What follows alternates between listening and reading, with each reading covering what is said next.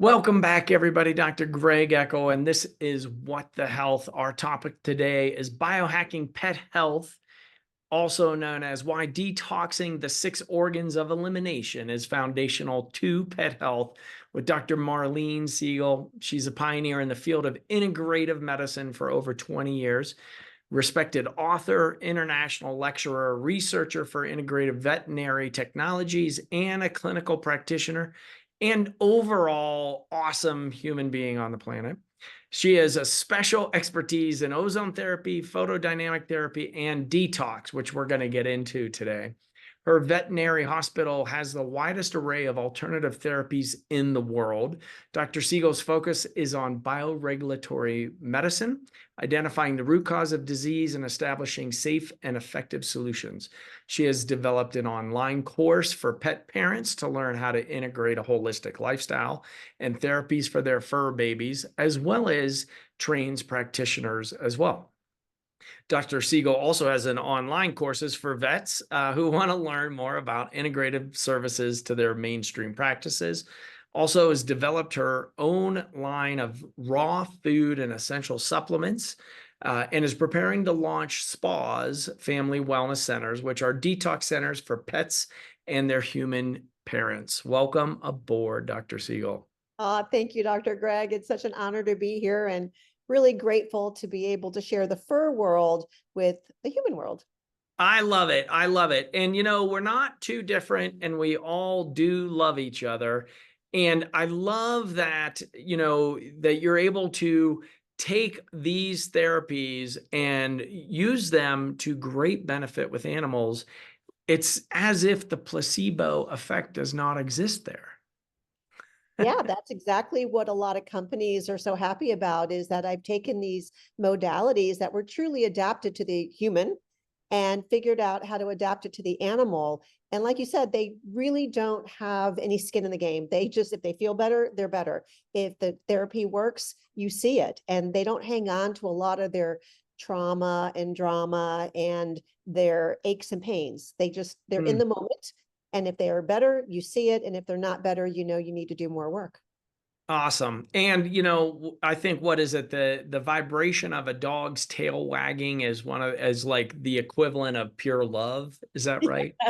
But animals bring unconditional love. It's a lot for us to model for Yeah. sure. And they're The all in the moment. That's the other thing that is really, it's powerful because, last week I had a little bit of a frenzy myself, and I got a little ahead of myself in some of the things, and, some bad things happened, and I took that moment to stop and reflect. And I thought, I am just way too busy right now. I'm way too in the future. I'm thinking about all the things that are going on, and I wasn't being present.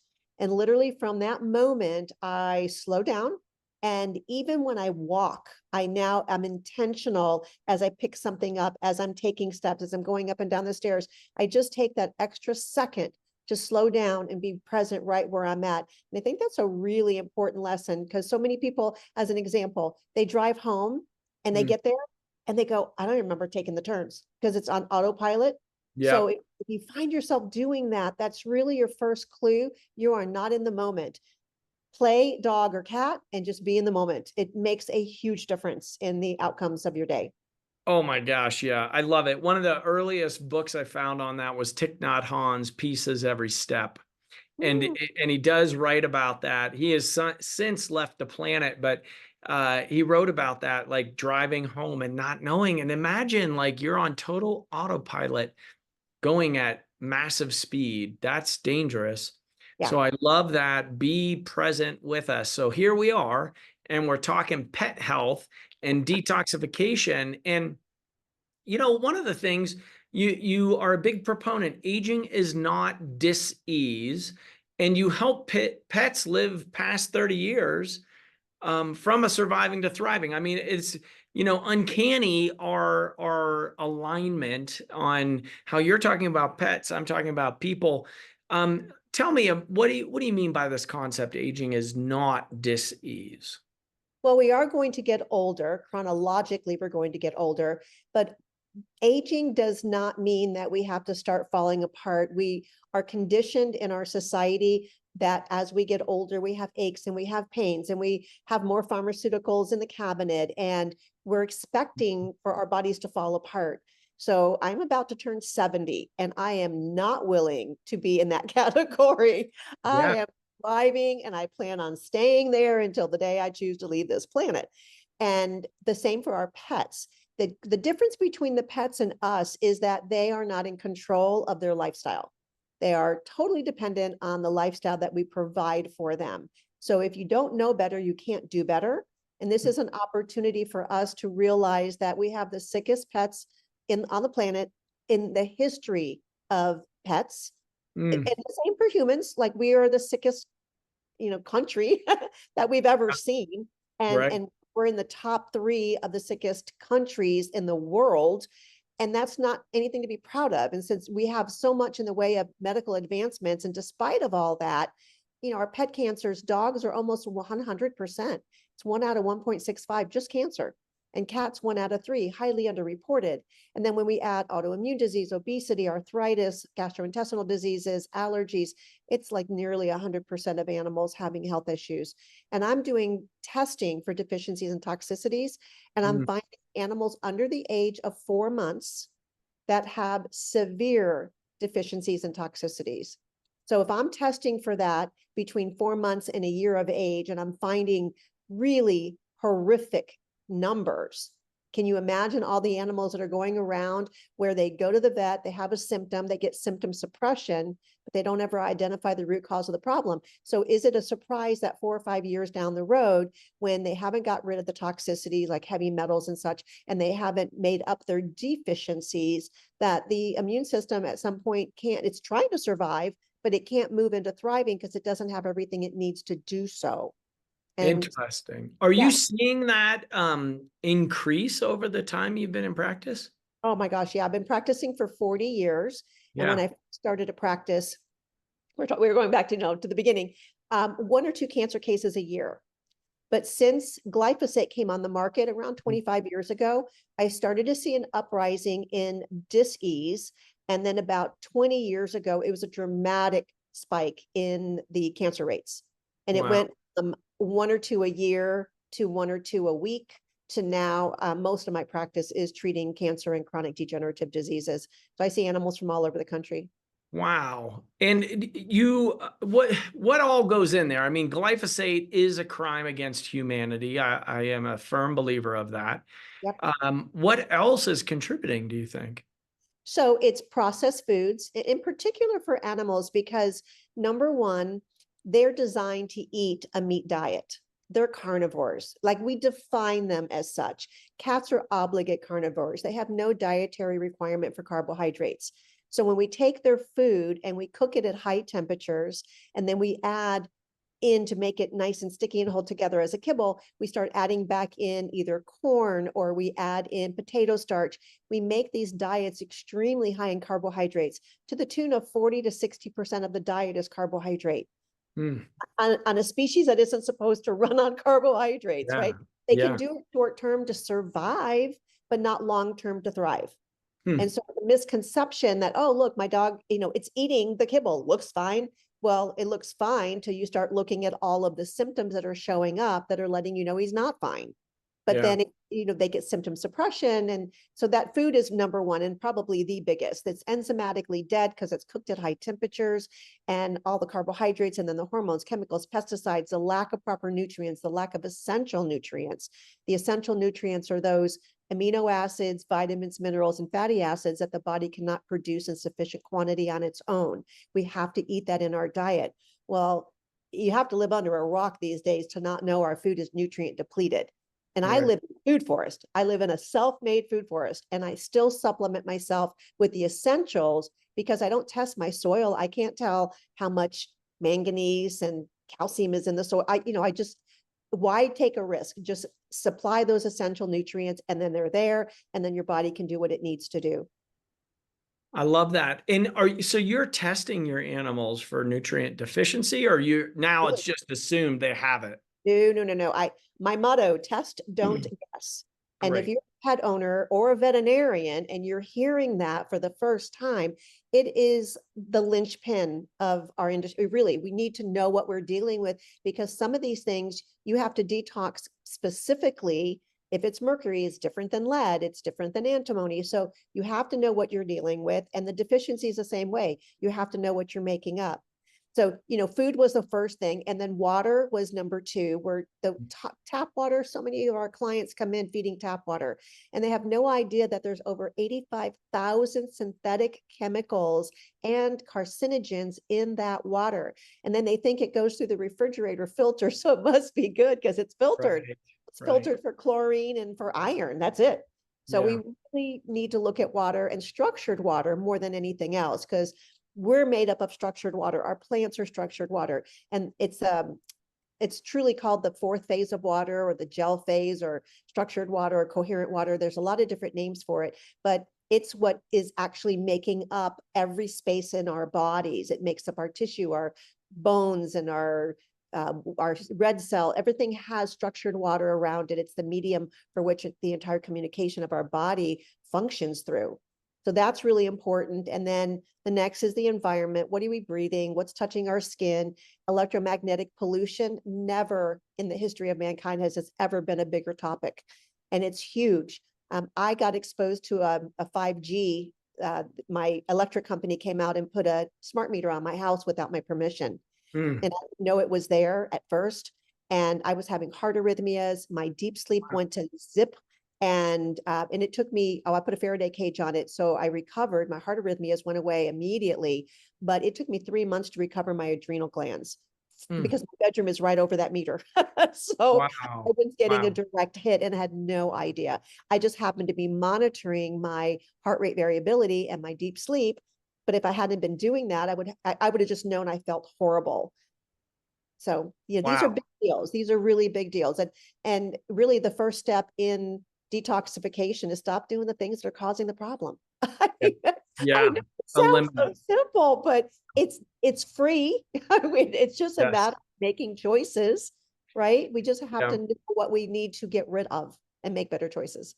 I wonder on the dog front, well, dogs and cats, with the amount of cancer that you're seeing in them, because they're out in the yards, they're not knowing to not go out in the yard right after they're sprayed.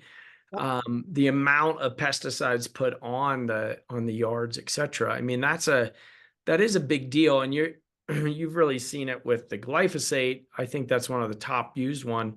What do you tell people? Like, elimination is the first thing, but you can't do anything about what your neighbors are doing, or if you live near a golf course, things like that. What do you do for folks, the Well, furry friends? yeah, as much as you can possibly eliminate exposure.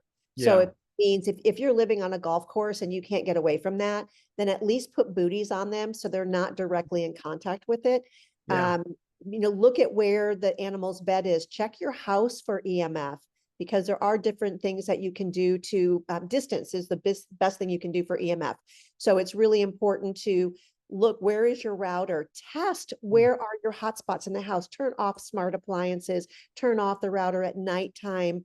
Yes, we can't get rid of what's next door, but we can certainly mitigate what's inside. And yeah. then I work with a company that actually has these towers. They're metal plates with a gel surface, Hmm. and the incoherent lights come in and it reflects off of the stainless steel and reflects out as coherent light. So I've Wow. done tests, like gazoo tests out of this. I've done live blood studies. I've done a lot of different things to actually see that this is working, and it is ridiculously amazing. So, so that's another thing that we can do, is find good companies that have good products that really do help to mitigate the damage that we can't get rid of it. We're not going to get rid of our cell Yeah, phones. I try to put mine on airplane mode as much as possible. I keep it further away. When I'm speaking, I keep it on the loud audio part, the sure. speaker part, so that Sure. I'm not Yeah, having my head near it. So it's just using some smart tools to move as far away from it as you can, and then get rid of as much of the things that you don't need. Like, don't use Siri, don't have smart appliances, turn your stuff off at night, little things like that. It really makes a big difference. reduction. Do you Yeah. remember the name of the gel reflector? Yeah. It's called Essential Energies. I'm actually wearing the pendant. Oh, cool. Excellent. Yeah. Yeah. And it just happened. I was actually doing the study for this particular product, Yeah. measuring rate variability when they put my smart meter on. So I Oh, knew immediately that something had happened. And the owner of the company, day one, he goes, put the pendant on. Don't wait for the rest of the study. No, I yeah. said, I'll do 5 days. But, the timing of it was just so interesting that it happened at that time. So Yeah. 5 days of misery. And then I put the pendant on, then I put the Faraday cage on when I found out that they had actually installed a smart meter without my permission. They literally jumped my fence to get in my yard. Wow. That Yeah. is, yeah. Were you able to get it removed or no? No, I put a Faraday cage on it. Okay. So You just yeah, so I had to surrounded mitigate. it. Good for Yeah. you. Yeah. What, so that speaks then to the next component here is detoxification. And, what do you use? You have specific tools for detoxification with animals and pets. Oh, what a great question. So we have 6 organs of elimination. Let me start with that. We have the kidney, the colon, the lungs, the liver, the skin, and the lymphatics. Mm, I'm not going to put anybody on the spot, but I'll tell you, every veterinarian I have ever approached, and I asked them, do you remember the 6 organs of elimination? mm, The best of them can name 3 or 4, but we just weren't taught to think of it that way. So it's yeah. not that they're bad vets or they're bad doctors. It's just we weren't taught to actually understand bioregulatory medicine. How does the body work? Yeah. And one of the most key elements is our organs of elimination, because if you can't get rid of the garbage, it just keeps piling up inside. It kind of makes sense. If you lived in a home and you never had it cleaned, can you imagine your toilets and your sinks and how filthy it would be, and things Oh, would break down? And yeah. yeah, that's a visual we won't get rid of for a while. It's burned on your retina. So we really have to be thinking about, can we do the same thing for the inside of our bodies, focusing on those organs of elimination? Now, of all 6 of them, the 2 that are most important are the liver and the lymphatics. Mm, Now I'm going to include with the lymphatics the fascia, because in the past 20 years, we've really started to understand what the fascia is, and the lymphatics run through the fascia. So I call it a package deal. The more we can enhance the fascia and enhance lymphatic drainage, the better our communication between the mitochondria, our little energy guys that make energy, and also communicate with our microbiome. So a lot of people forget that they have multiple functions. These little mitochondria organisms that live in us, they make energy, yes, but they also are the communication center for helping to find out what do we need to turn on and turn off in our biological pathways. And they do that through the communication with the microbiome. So super, super important. And that communication happens through the fascia. So it's right. all connected, and we have to pay attention to all of that.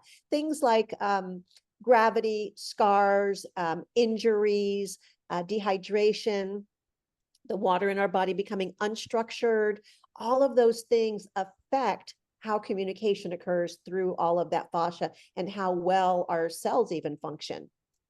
It's a really big deal.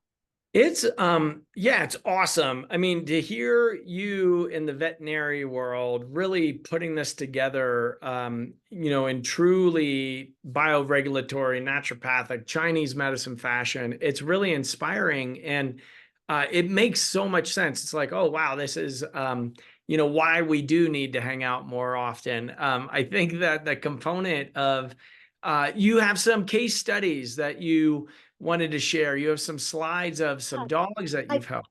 I've got to I'm going to do one case because I can Okay. sit here, my presentations can go on for hours, but I'm going to do one case on fascia. So to set this little guy up, he had been walking like an L, in the shape of an L, for 6 weeks. He had tried to jump on the bed and he Mm, kind of missed. And when he fell, he acted a little off for a couple of yeah. seconds, but then he seemed fine until a couple of days later when he started walking crooked. So let me share my He screen. literally bent himself by falling out of bed. He injured the musculature Yeah. in his back. So I'll start with this dog because he is, and he will show us what we look at when we're looking at the fascia. So this is Cuda. This handsome boy is under 4 years of age. He came in because he had a little wart on his leg and they wanted it to be looked at. But they also mentioned he was starting to limp on his left hind leg. Now, this dog is under 4 years of age. We did test him for osteoarthritis and he's positive. But notice how his left hind leg is kind of out to the side. Yeah. It's kind of angled out. And you can see all of his weight's on the right side. His tail's pulled a little bit to the right. And then on this one, you can see the video of that. He does that all the time, and his left hind leg is the one he's limping on. But everywhere where you see creases in here, all of that is where the fascia is starting to grip down. So it's not that the wrinkles are normal, they're not. And where hair pattern is chaotic, that's another indication that the fascia, it's like it's gripping and it's starting to twist and hold down because it's trying to create rigidity. It's trying to hold and become stable. And we're pointing to where it on his knee, the owner even noticed how the hair was a little chaotic on the knee. So all of these are indicators of the fascia being abnormal. This was his x-rays. This is a little case that's going to blow your mind. So like I said, he jumped on the bed. He's eating processed foods. He's only 2 years of age, has a lot of things going wrong. So the owner sends me this video and you can just see crabs, like his whole lumbar paravertebral muscles just spasm together. On the right, you can see his tail is pulled all the way over to the left.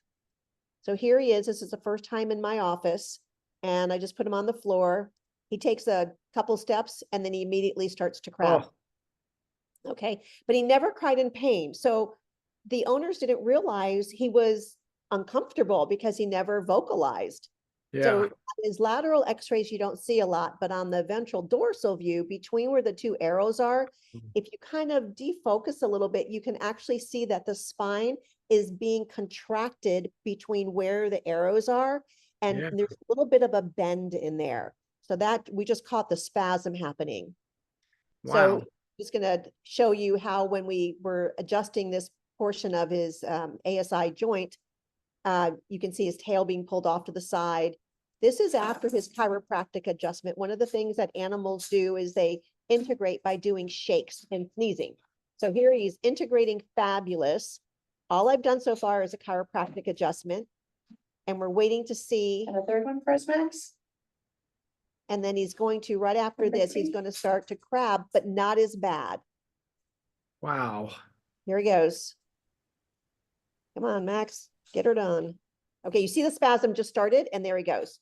So it's not as bad as it was, but it's still not normal. This is one of the moves that, and we do this course for pet parents. We teach them how to do the fascia decompression. Look at his left hind leg. See how it's held up? I've been holding him almost 3 minutes by the time we cut the video, so you didn't have to. The gravity of his own body. But see, now his left leg just went down. Yeah. It took about 3 minutes. And then we hold him kind of laid over to the left and the right, and we're stretching those paravertebral muscles, and we're stretching the fascia under there, just using his body weight. Yeah. This is 6 hours later. Notice the tail is going to be right in the center of his body, where before it was always pulled off to the left. But here's the magic. Wow. This is him walking. He's still integrating. He's still doing shakes. He's still sneezing, but no more crab walking. Wow. Wow. 6 hours after treatment. So the shaking and the sneezing is a kind of an integration maneuver. It is. So that's it's one of the ways, and horses, they'll lick and do stuff like that. So that's one of the ways that we know that they're actually doing this integration. But he was such a dramatic case that I just really wanted to have people see that. And because we're all about empowering the pet parent, we have a course that teaches them the foundation. It's about 3 hours long. It is a boatload of information. Every single person comes back and they go, oh my God, that was overwhelming. But that's okay, because you can go back and you watch it again. And then help them to put it together, So we hold your hand and we help you to figure out, based on the history, what's the most important things for you to start making changes for. And then we get that underway. And then after that becomes comfortable and it's who you are, then you pick the next thing and you integrate that. So little by little, it becomes who you are. And then the fascia decompression course, the pet parent takes that and they learn how to do all that fascia decompression, which in my opinion is next to getting rid of all the toxins and cleaning up the lifestyle and the diet and the water is truly the next most important thing, is to support that fascia, because that's Yeah. where we have to have healthy fascia in order for the rest of the body to work. I love it. Yeah, right. All of the meridians run there, the electrical currents, the connection, the communication is all running. I have to say it, fascia, fascia, fascia. And through there, that's really phenomenal. That's why hydration is key, why detoxing the body is all about getting the receptors of the body, of the fur baby's body, of the human body open and ready to receive. Again, I think that's really in alignment with what we do altogether, is bringing more love and less suffering to the world. So that's phenomenal. Yeah.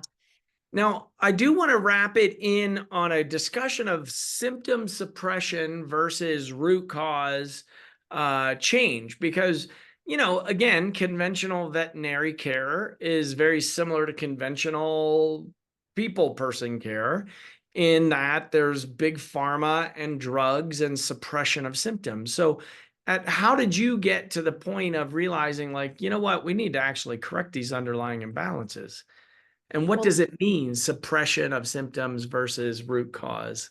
yeah, of course, it's always something that you've experienced that is powerful enough in your life. There's enough emotion behind it that it drives you to do something different.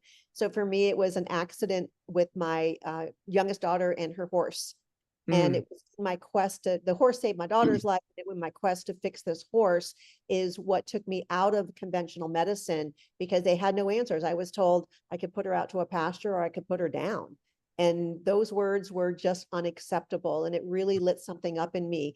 And I made a promise I would never, ever utter those words to any client ever again. And I've held that promise almost 25 years now, which is awesome. sometimes not easy to do. Sometimes you Yeah. look at the case and you go, wow, that's a big uphill battle. But you just Yeah. take a deep breath and you focus and you say, I'm going to do the best that I can do. And then whatever happens out of that is not in my hands, but it's up to the divine. And so now that's what I do. And I help my clients go through even trauma release. A lot of the things that our pets go through is linked to the trauma and the emotions of their pet parent. Another whole topic for Mm, another discussion, but they are linked. And so I look at body, mind, and spirit. And then when I'm looking at biological pathways, it was imperative for me to understand what is the symptom telling me. And if there was any take home message that I would help people with, is to, when you recognize a symptom that your body, it could be a headache, it could be an ache, a pain, it could be an emotion, realize that that is your body talking to you. We would no more unplug the dash light on our car when it said check engine and expect the problem to be gone, but yet we're taught to do that with our bodies. So this is our opportunity to start becoming in tune with our bodies and start to pay attention to, what is it telling me? What is it trying to guide me to? And when we slow down, we started the conversation about how unpresent people are. And, mm, you kind of barrel through. Of course, you're not going to get any messages when you're going 100 miles an hour and you're in yeah. the past and you're in the future. You're not understanding what anybody's trying to say to you, let alone your body. So this Boy. is our opportunity to slow down and take account. It could be first thing in the morning. I always do breathing exercises and I get in a parasympathetic state, which is my state of rest, relaxation, repair, and detoxification. And I spend a few minutes there and just tune in. What's happening inside of me? What's happening around me? And I'll do the same thing at night before I go to sleep. It's a ritual now to Mm, become present. And then I spend a lot of time in my garden. And when I'm out there, no music, no cell phones. I am literally pulling weeds and touching trees and eating plants yeah. and just being totally present. And when I come back in, it's like this parasympathetic reset. I'm grounded. I've got microbiome all over me. I'm filthy, but Yeah. it's amazing. I've sweated and I've worked hard, and it's like little things like that. But one last thing I want to make sure that we get in, and people ask me, how do you stay so positive? How do you stay so happy? And how do you slow down aging? And it truly comes down to happiness and purpose. If I Mm, just had to pick two words, it would be happiness and purpose. You know, every day I live my life with a purpose, and that whether it's helping animals, whether it's getting messages out, whether it's creating more things in the garden and making herbal tinctures and whatever from whatever I'm growing, whatever that is, every day has blessings and purpose to it. And I share that with at least one person, if not hundreds. And Yes. and then it's just being present and grateful for the things that we have in our life. Yeah, we could sit there and worry about everything we don't have, but that doesn't get us anywhere. So it's really about appreciating the little things. The sun, today it rained. I was so happy it rained Yeah. because plants needed to be fed. So little things like that, you know, just really being joyful. I love it. I think that's a beautiful way of just pulling this one into the station. Dr. Siegel, thank you so much. We're going to put your links, how to find you, your courses in the show notes. Everybody, if you got something out of this show, please give it a likes, give us a thumbs up, go out there, give us a 5-star review. Let people know what you learned today. It's a way that you can fire and wire and keep your learning going. And share that love. This is where the information's coming. It's not coming from the propaganda box of the TV. It's coming right here in the interwebs, right direct to you. So thank you all for showing up. Bye.